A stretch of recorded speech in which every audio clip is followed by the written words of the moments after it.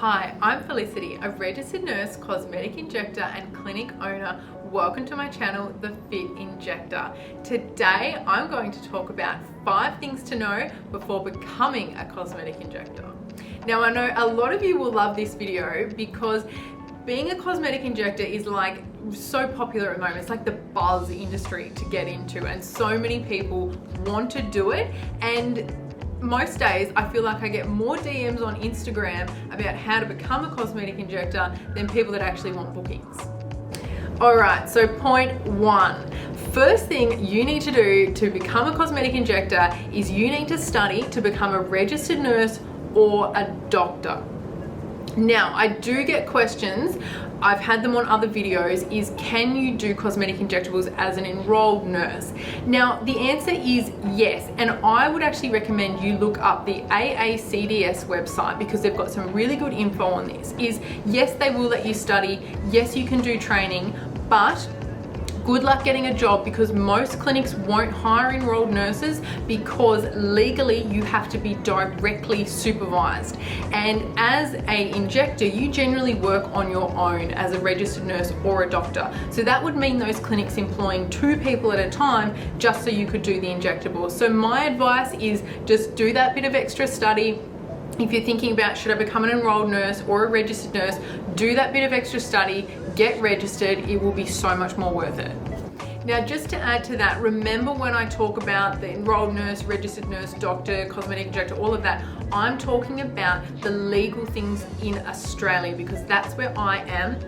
Now, a lot of these things I'm going to talk about today will be relevant to you, but when it comes to those little things like that, just look up those relevant websites to wherever you live, wherever you are around the world, and you'll be able to find lots of information about what you need legally to be able to practice as a cosmetic injector.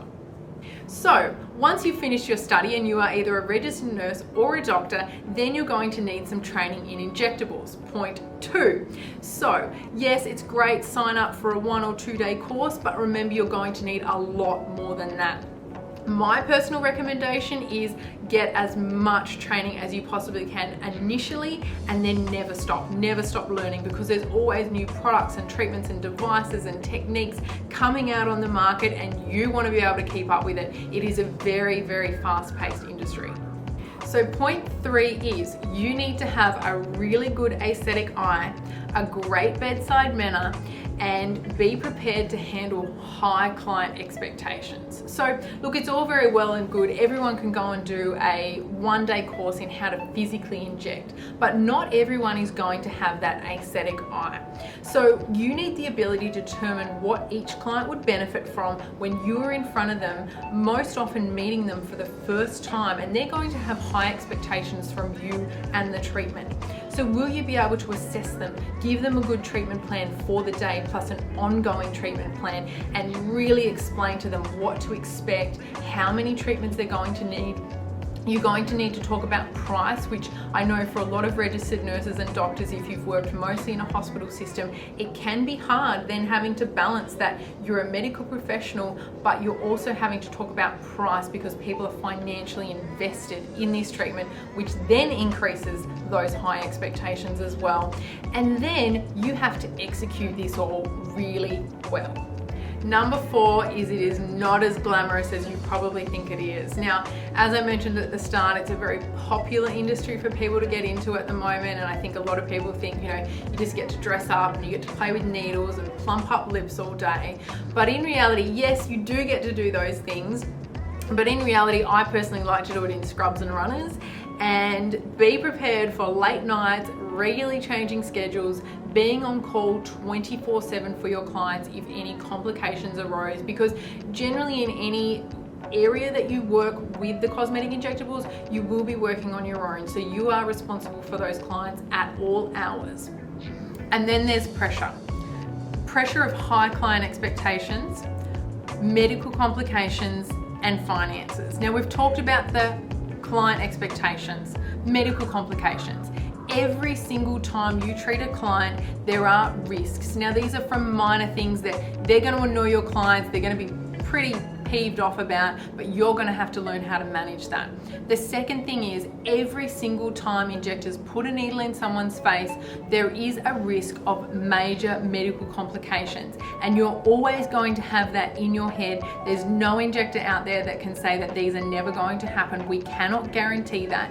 We have ways to be as safe as we possibly can and reduce those risk factors, but that is always going to be on your head, and you have to have a solid plan of how you would manage things if complications did arise.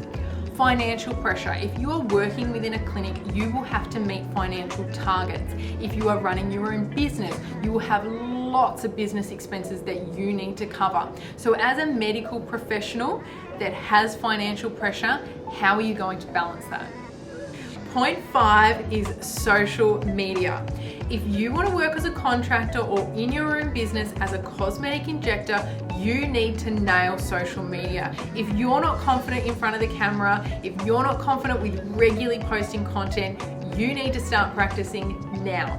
In this day and age, the first place people go when looking for a clinic is online. They're going to go to Instagram, to Facebook, to YouTube.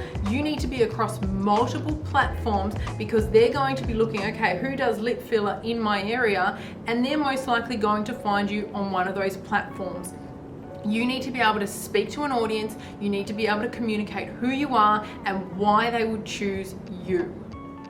So you need to be prepared to be producing content every single day. You need to have, it can be as simple as having your phone with you all day, and you need to be showing your clients and your potential customers, your clients, your clinic, the before and afters, the behind the scenes, the day-to-day runnings, because your customers, they want transparency and they want to get to know you and your clinic before they even step foot in there.